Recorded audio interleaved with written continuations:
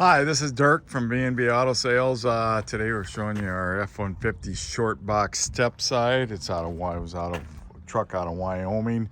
Probably must have been a transplant there because most of these Wyoming, Montana trucks aren't rusty, but this one is. It's got a weak cylinder in it. So definitely a project truck all the way. If you've seen from the pictures underneath, the parts where the hinges are is all good. The front fender isn't rusty. You got some cab corner rust right there. Must have been a silver truck at one time. Got the original seat that would need to be recovered. Does got the headliner in it. Would need a dash pad.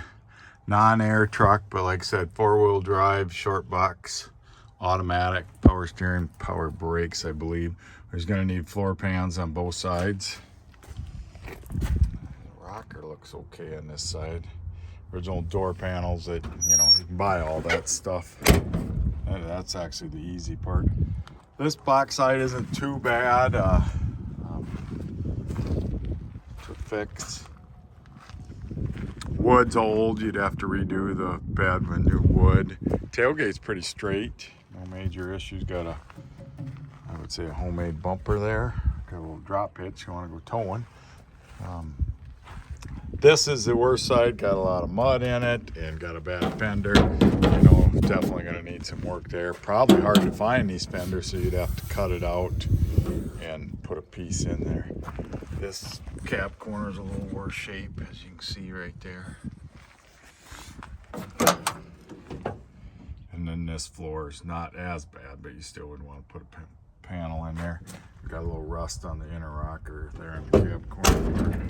Door's shut good and everything fits good. So full-time four-wheel drive. Pretty unique truck, being a step side, flare side, whatever you want to call them on the Fords. Short box, so definitely a truck worth restoring. Just depends if that's your deal or not. So any questions, give me a call. Oh, this thing, the grill surrounds in good shape. They're $1,100 new. So this one is original.